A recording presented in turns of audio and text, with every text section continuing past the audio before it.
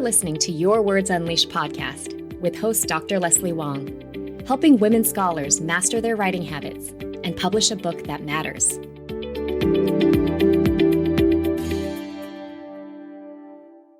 Today, I'm excited to be speaking with Paulina Cossette, PhD, academic editor, and business coach. After spending a decade in academia as a tenure-track political science professor and struggling to find joy and work-life balance while working 7 days a week, Paulina finally found the courage to leave the academy in 2019. Since becoming a copy editor, she has built a thriving six-figure business that allows her to work wherever and whenever she wants, take real vacations without any guilt, and collaborate with kind, brilliant clients all over the world. Paulina now helps other academics build successful editing and coaching businesses so you can replace your current salary, be your own boss, and finally have the life you've always wanted. Sounds amazing. So I wanted to chat with Paulina about the advantages and challenges of starting your own business, especially an editing business. I know many folks in the social sciences and humanities that dream of being self-employed while also being able to engage with research, writing, and important ideas. And they have no clue how to make this pivot. So this episode is the sixth in my series on leaving academia. I highly encourage you to tune into the other ones if you haven't already. My solo episodes are episode 45, Assess Your Situation, episode 50, Question Your Beliefs, and episode 51, What Keeps People Stuck. And my interviews are episode 66, Grieving the Loss of Professional Identity, with Dr. Chinasa Eluwe, and episode 78, Using Social Media to Build a Compelling Personal Brand, with Dr. Ashley Ruba. So welcome, Paulina. Thank you so much for having me. So I always like to ask people what your background and experience in academia was. Yeah, so I got my PhD in 2013, and it was in U.S. politics. I studied Congress and specifically bipartisanship in Congress, which is glad I didn't continue with that. I did everything that I was supposed to do. I landed a tenure track job. I published journal articles. I co-authored a book. And at the first school I was teaching at, I was teaching a 5-5 load. So it was quite a lot. And, I was just very unhappy. So I changed schools to see if it would get better. Both of the places I worked were small liberal arts colleges or small universities. And the teaching load was better. I think it was a 3-2 at the second place, but a lot of the same problems were still there. And so I ended up leaving in 2019, in the summer of 2019 is when I resigned. And so tell me a little bit about your business and when you started putting it together. So I left that summer of 2019 and we moved across the country to Maine, where my husband grew up. And I had no idea what I was going to do. I thought that I, would go out on the non-academic market, and I applied to a lot of different jobs. A lot of them were local here. We live near Bar Harbor in Maine. So there aren't a lot of options, but there's some. And I applied to a lot of remote jobs, and I got a couple offers, but they just weren't the right fit. Eventually, I think sometime that late fall, I had finished publishing my book with Routledge, and I had worked with their freelance copy editor who goes through and edits the final manuscript before it goes to print. And my co-author actually sent me an email because he knew, I was having trouble finding a new position. And he said, why don't you try copy editing? And I thought, oh, okay. Well, that's enough to keep me entertained and, help start bringing in some money until I figure out what else I'll do. And so that's how I started. Is I didn't think of myself as a business owner. That felt like too much of a leap, or I never dreamed I could be an entrepreneur. So I thought of myself as a freelancer. I'm just contracted with these other academic presses or with editing agencies or whatever. And so that's how it all started. But after, I think it was about 3, maybe year 4, I realized that if I was going to make any real money, I needed to have my own private clients. And so that's when I sort of got up the courage to start reaching out to individual faculty and grad students, that's when I would say the real business started, was because I wasn't just contracting for other people anymore. I was actually bringing in my own clients. Right, right. And it's since evolved to be helping others build their own businesses. Can you talk about that? Yeah. So once I started connecting with private clients, I had a lot of success in blogging and just starting to build traffic to my website. And 2024, I hit six figures through editing and a little bit of coaching.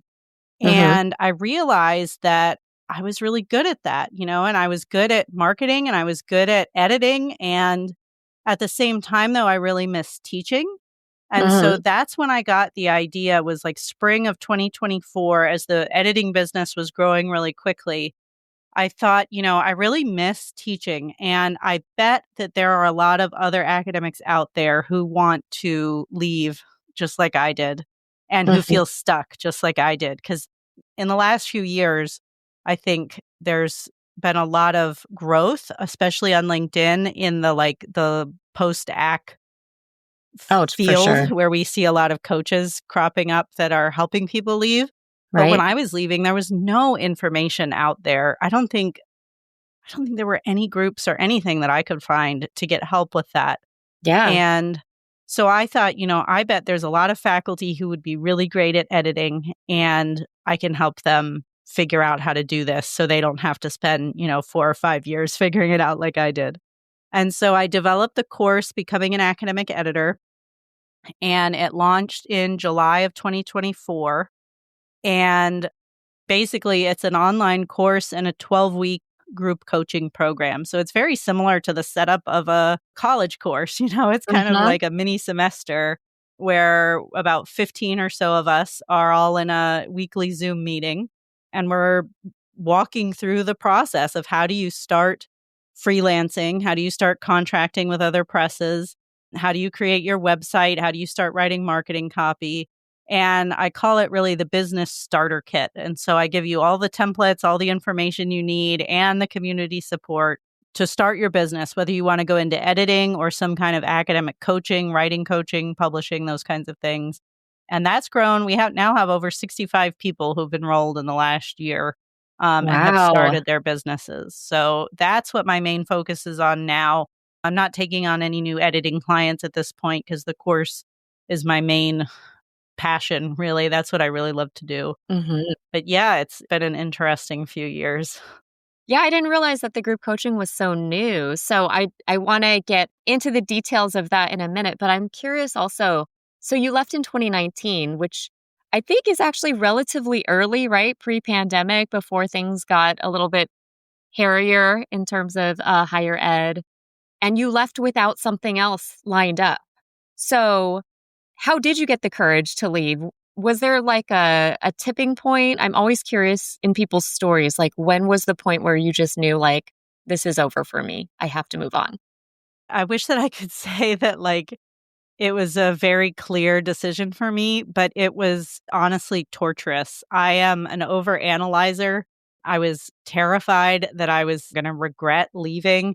I had all those like my mentors' voices in my head of like, oh, once you leave, you can never come back. And, You're right. those kind of like those echoes or those ghosts of fear that's I think is quite common from what I've heard from other people. Yeah. Everybody hears those voices and worries. We're scared. I think we plan our lives as if we're going to spend the rest of our lives in this career, and we Hmm. don't even consider any other options. And so I, like so many other people, just had no clue what else there was out there for me, what else I would be capable of. And certainly owning a business was the very last item on the list of possibilities. But I would say that I was almost unhappy from the very beginning when I got my first tenure track job in 2013, because I was living in a place that I didn't want to live. I hemmed and hawed over accepting that job, and because I knew I was going to hate living there. Mm-hmm. And all my mentors said, just take the job. It's a tenure track job. Who cares if the school is terrible? Who cares if you're teaching 4 classes a semester? Or I ended up doing a 5-5 load to make extra money. Who cares if you hate living there? This is what you're supposed to do. Mm-hmm. And you can always change schools later, as if like there's a million jobs out there or something. Mm-hmm. So I think probably I was unhappy from the very beginning, but I just kept telling myself, if I stick it out, if I get to tenure, if I, whatever, it'll get easier. If I change schools, it'll get easier. But for me, I think the real breaking point is I had my son in 2018, and I had a semester of maternity leave that fall. And then I came back and taught in the spring. And I just politically, like teaching US politics in 2018, 2019 was not fun. Mm-hmm. There was a lot of talk at the college where I was about moving to online classes. And of course, pre pandemic, now nobody thinks anything about online classes. But back then, it was like it was a sign of the MOOC model, right? The massive open online courses or whatever. Mm-hmm. And that's not what I wanted. I wanted to be in the classroom with students. I didn't want to teach at a liberal arts college that then was going to move all the courses online. And so I think I saw the writing on the wall of where higher ed was going. And there were still budget crises back then as well. Mm-hmm. And I had my son and I was working 7 days a week. I was awake until 2 o'clock in the morning every night, because I had a new prep that spring that I came back. It was a U.S. Rough. presidency of all courses. And I just realized I can't do this anymore. Like, I'm exhausted. I don't have time for my child. I thought it was going to kill me trying to do this for the rest of my life. And Yeah. so that summer, I said to my husband, we have to leave. We want to move to Maine. My mother-in-law had lung cancer. I just saw the rest of my life was passing me by as Mm-hmm. I was desperately clinging to this goal that I thought I should have, when really it was just making me miserable. Thank you so much for sharing that. I always learn a lot from people's stories because, again, I think the Academy asks us to not have lives and not have real problems that impinge on the work, right? The work needs to come first, or the mission, or whatever it is. Um, yeah, and we're seeing like a big exodus now for a lot of different reasons. Some people are choosing to leave, some people have to leave, and you are helping them leave, which is amazing. And so, I know that a lot of academics are really worried that their skills are not transferable to other kinds of work. They've been trained and over time have become extremely probably focused on a very small subfield of a subfield, right? And so I think as people narrow down, they start to get really like tunnel vision. And then when it comes to pivoting and doing something different from what they've been researching and teaching about, it's really scary. So what would you say are some of the skills you learned as an academic, as a professor, that help you when it comes to doing something like running a business? Yeah, I love this question because I think all of the skills that help us succeed in graduating with a PhD, surviving grad school, getting a job, going through academia, all of those skills are exactly what help you succeed in business. And let me break that down a bit. So, when I thought of what owning a business looked like, I thought of people who owned restaurants or hair salons or, like brick and mortar type Mhm. places that require all these massive startup costs and insurance and legal papers, like all this whole thing. And that is not at all what owning an online business is like, right? And I think for editing, for coaching, for any kind of academic centered or academic adjacent online business, it is much more like teaching your own online course. You're developing some kind of curriculum or some kind of framework that Mhm. you're teaching or sharing with your clients. And you don't have massive startup costs. You need, maybe you want to create an LLC. That's a couple $100. Usually it depends on the state. Mhm. Um, but you don't have to. You need a computer and Microsoft Word, maybe a copy of Zoom or something like that if you're doing coaching. but that's really it, And so the rest of it is just figuring out who do you want to serve and what problems do you want to help them solve, whether it's editing or coaching or anything else. And that's exactly what we've always done as faculty, right? Whether you're a grad student trying to figure out what you're going to write about for your thesis or your dissertation, whether you're a new professor who's trying to develop new courses, whether you're a senior faculty and you're writing your next book, you have this problem in front of you and you have to do the research, sometimes very intensive research, to figure out how to solve that problem. And Mm-hmm. to me, that's exactly what owning a business is you have this idea of what services you want to offer to the world to help people. And you have to figure out how you're going to get the word out there. How are you going to market yourself? How are you going to share this information? How are you going to bring in clients? And finding those answers is, if you go sort of the way that I did, the time-consuming route involves a lot of Googling and reading business books and finding the answers the same way you would if you had a research question that you were trying to solve. It's just doing research and then implementing it.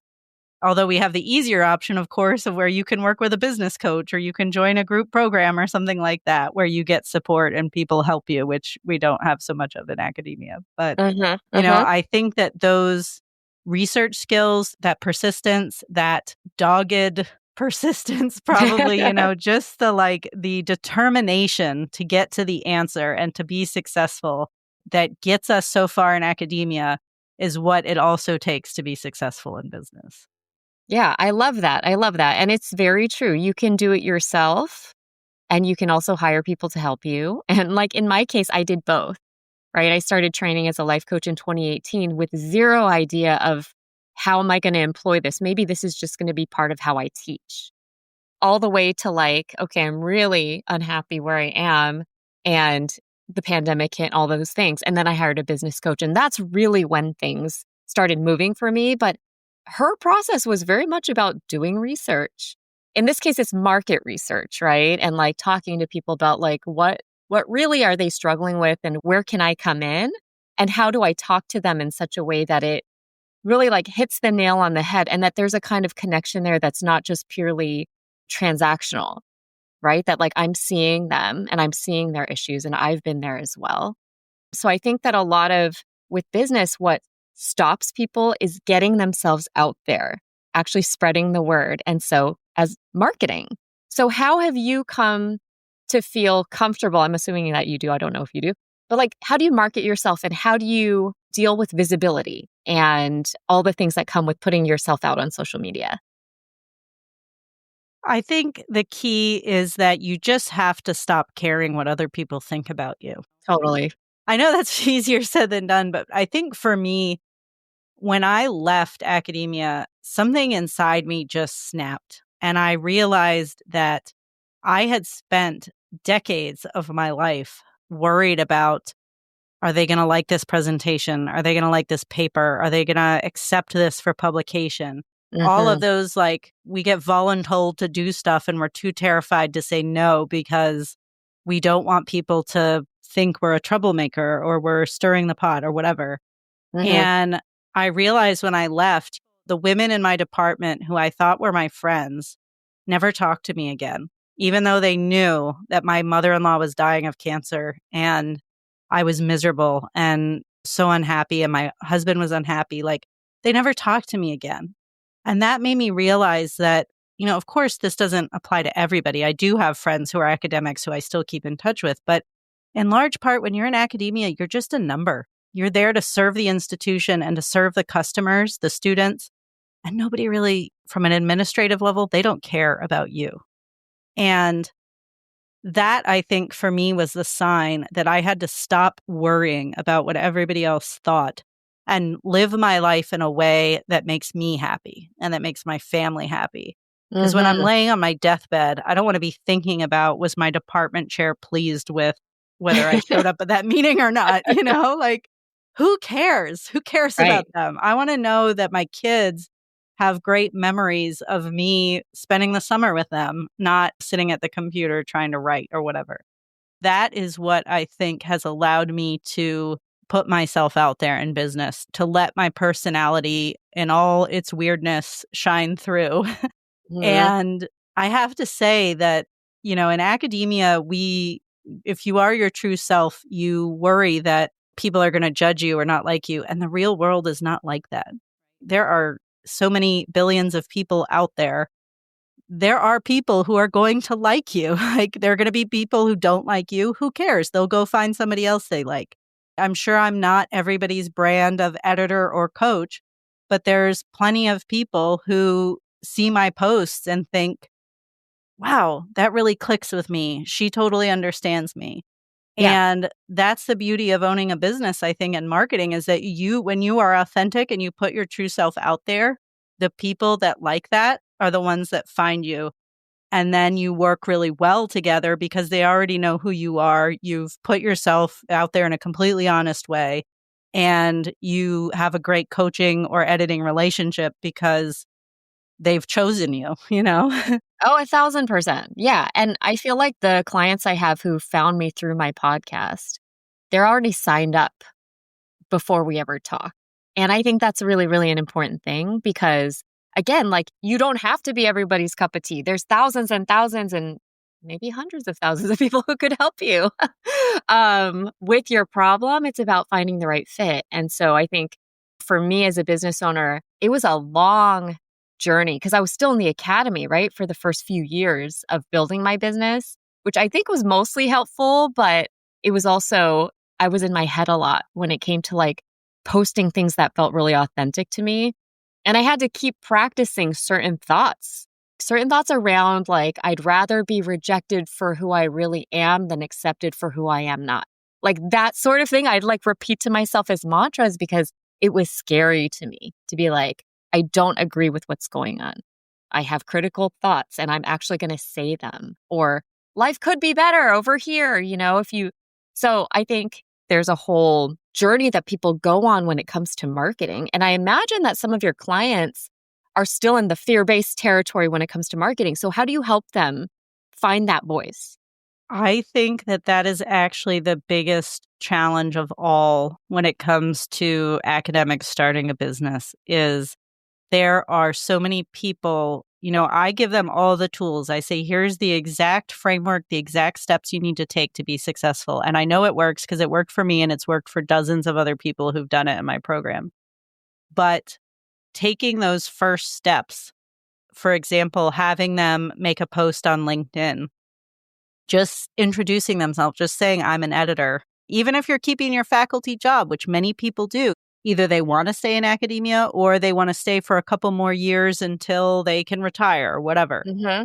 Even just putting it out there and connecting with that new identity of saying, I'm working as an academic editor now.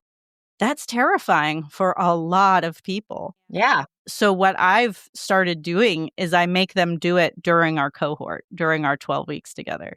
Because what I've learned is that if they don't do it when I'm there gently pushing them towards it, they kind of talk themselves out of it. Yeah. I'm working with people who are some of the most accomplished and most talented and intelligent people ever, and yet they feel like they aren't good enough. They're full of self-doubt and they lack confidence. And when they jump out of that comfort zone and they take that leap and try, they succeed and they get a very warm welcome from people. They Mhm. post on LinkedIn saying, I'm an academic editor. Can you send me clients or whatever? And people celebrate them. They're thrilled to see that these people are pursuing this new path and that it's making them happy. But there's Yeah. something about that first step that is terrifying. And so I think if we can do it together, while I'm sitting there holding your hand, it's so much easier for them to actually do it. And then once you've done it, you realize it's not as scary as you thought it was going to be. Yeah. It's like rinse and repeat, right? Like I remember when I was, I think, only 1 or 2 months into my life coach training program, which was a 9-month program, they were like, now you need to go get paying clients. And I was like, what are you talking about? Like, I've only just started this thing. I don't know anything about coaching. Like, how could I charge money? I should be paying other people. so that I could coach them for practice, you know? And that was their model. It was like, you know what? If you want to do this, you got to do it. So I started with like, okay, I'm going to charge someone $20 a session. Then it became like $30 and then it goes up from there. But each step was hard. So how do you also help people with the charging part of it? Because I know that can be very difficult for academics who are used to giving their labor away, especially when it comes to things like editing. I mean, obviously people are free to charge whatever they want, but I have a very firm recommendation. And that is if you are doing coaching, you are to charge at least $100 an hour to start. Hmm. And my thinking on that is that, in this business, we call it coaching, but it's no different than what you've been doing for years, supervising graduate students or giving feedback to an undergrad on their thesis or Right. whatever. We've had hours. I mean, how many thousands of hours have we spent sitting in our offices during office hours doing this kind of work with students or with colleagues? Hmm. And it's the same thing. Whether you're giving feedback to somebody on their journal article and they're paying you to do that, in a coaching role for $100 an hour or more, or whether you're giving feedback to a colleague in your office and you're not getting paid, it's the same kind of work. Right. So I think that people do have tons of experience. And then when it comes to editing, I tell people to charge for private clients to charge at least 4 to 5 cents a word to start out, especially if you're working with faculty, because that's the going rate. And Mm-hmm. again, you have plenty of experience editing documents and correcting writing. You've just never called it copy editing or developmental editing. It was just co-authoring or whatever. And so Right. I think that's the advantage of going into editing or coaching is that you as faculty and even as grad students, you've really done all of these things. It was just in a university office instead of at home on Zoom. Right. Right. Or it's like you said, you're doing it for free basically instead of getting paid what you deserve for it. Right. But I also think there is like a mental hurdle that comes with, okay, that work should be paid. Right. So I reached a kind of tipping point, I think, in my own business where I was kind of like, I need to be paid for my time. Like it's no longer about what will I do for free and what will I charge, you know? Other than that, what do you think are the biggest challenges that new business owners face when they're coming from academia? Well, let me follow up on that point that you made about believing that I deserve to be paid for this. And I Mm, should add that I think it's important to think about what value you're bringing to your clients because we are taught in academia to serve endlessly, right? And to give right. and to give and to give. And that it's like this not charitable, but that it's an honorable or it to teach is like the most honorable job in the world or whatever. And it is, but we're not charities, right? We spent hours and years gathering all of this knowledge that we're then sharing with people. And so I encourage people to think in terms of the value that you're sharing with your clients as opposed to like the time. So, for example, Yeah. if somebody's going out on the job market and you are editing their cover letters and their research and teaching statements, if your edits are what lands them the interview, how much money is that worth to them, right? If this is Yeah. their dream job, how much money is that worth to them? Is it worth $500 or $1,000? I mean, I know a lot of people that would pay $1,000 if it meant that they were going to get an interview when they otherwise wouldn't have. So I think Hmm. thinking in terms of the value of what people are taking away from working with you is a great way to kind of turn that pricing question on its head. Yeah, I think that's great.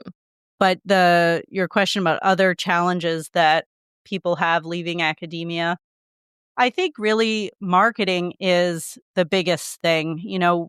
Just like we hear business and we think, oh, that's too much work. There's too many, I have to get a lawyer, I have to get an accountant, I have to do all these things. It's too Mm-hmm. hard. We have Hmm. this idea in our head about marketing and that means paying for ads or dancing on Instagram or doing weird stuff, right? Or trying to Right. persuade people in a sleazy used car salesman kind of way to hire us. And that's absolutely not true. That's just this image that we have in our minds. Right. And marketing, all it is telling people about what you do and how you can help them. and you don't push anybody. I don't twist anybody's arm to get them to enroll in my program. I tell Right. them very clearly, here's what I do. Here's what I've done for other people and what they've accomplished. And if you feel like it's a right fit for you, then I'd love to have you join us. Right. It's the Right. same thing with editing. You put yourself out there and you say, this is what I can do for you. And then the people, by sensing your personality and your style and all of that, the people who like that and who feel like they can get a lot out of working with you, they'll hire you. Mhm. Yeah. I mean, I don't think it's like rocket science or whatever, but I do think it takes a lot of practice and a lot of shifting of maybe the approach that you've had as an academic. And a lot of it is consistency, right? Is people have to see you and they have to see you multiple times. They have to then learn about what you're doing in a really clear way. The other thing that I've done a lot on LinkedIn is just told stories about either, for a long time, it was about leaving academia. At this point, now that I'm 3 years out, it's less about that because it's no longer like top of mind. But it could be about being a parent or just like some different reflections that I've had, like on vacation. And I just put that out there because I'm like, you know what? I have something to say. I don't know if anyone will read this and it doesn't really matter. But it also gives folks insight into me as like a three-dimensional person and not just a business owner. Because I see so much of that kind of approach on LinkedIn of just, this is what I can do, right? A, B, and C, like come get on a call with me, check out my whatever. And I'm like, this is very rote. And if I'm going to hire someone, like I want to know who you are, like a little bit about you as a person, right? So it sounds like you're kind of on that vibe as well. Yeah, and I think it comes back to that earlier question we talked about how do you get the courage to put yourself out there and be authentic. And that's what people are looking for, right? They don't want to hire some random coach who writes everything in Chat GPT and everybody No, sounds the totally. same. They want to hire an editor or a coach that they connect with, that they laugh with, that they know is going to be their mentor and their supporter and the person that's on their team. And so, yeah, I think that the best way to be authentic is to tell stories about your life and say, this is how I got here. This is something I struggled with, or the other day I was working on a paper and I wasn't sure how to correct a sentence. And so blah, blah, blah, whatever happened, right? Yeah. People love, I think we all love to see inside other people's lives.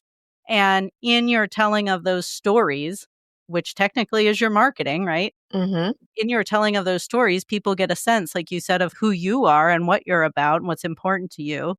And that's how they connect with you. And that emotional connection, I think, is what makes people want to hire you or to buy from you. Totally. I think when I made the switch to thinking about marketing as connection, I feel like that's when everything clicked. And so I think that's super important advice. Um, can you give me a sense just very quickly of like how you structure your group program? Like what's the order of operations when it comes to building a business in 12 weeks? Sure. So when people enroll in becoming an academic editor, and I need to change the name because it's also academic coaching, not just editing, but they get immediate access to the online course. So we have 6 modules of videos and templates and checklists and all these dozens of resources at this point, Hmm. plus bonus workshops with experts about marketing and other things. They get immediate access to that material and they can start going through the videos and the tools whenever they want. Then we have this 12-week group coaching cohort structure. And so, for example, I'm running a cohort now that started in May. The next one starts in September.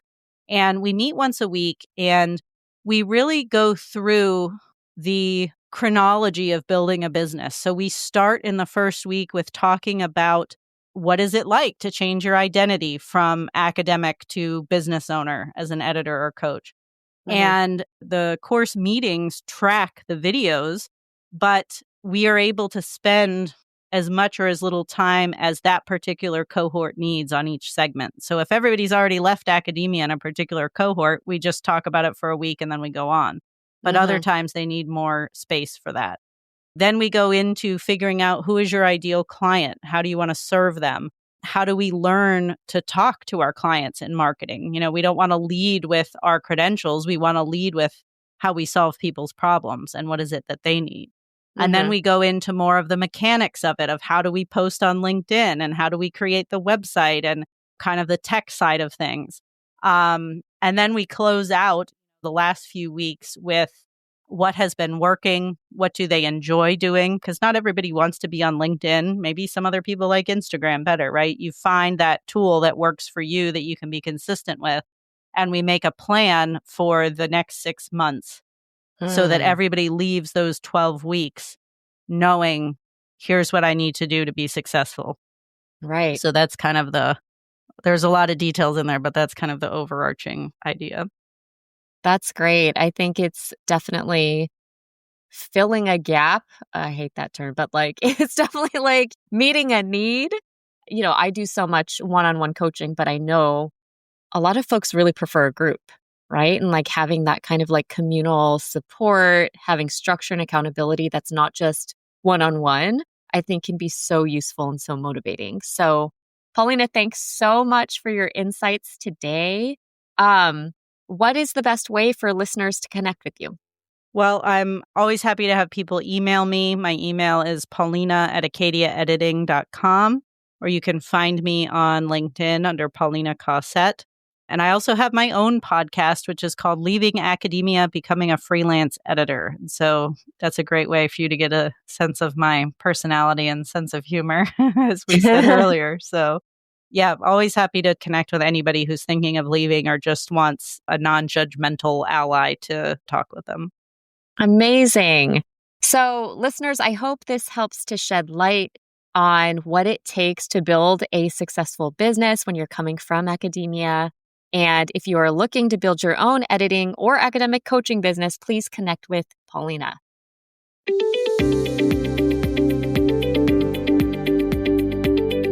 Thanks for tuning in to Your Words Unleashed podcast. If you enjoyed this episode, please share it with other writers or leave a rating and review. To find the full transcript and catch all the latest from me, check out my website, yourwordsunleashed.com. I'll talk to you next time. Happy writing.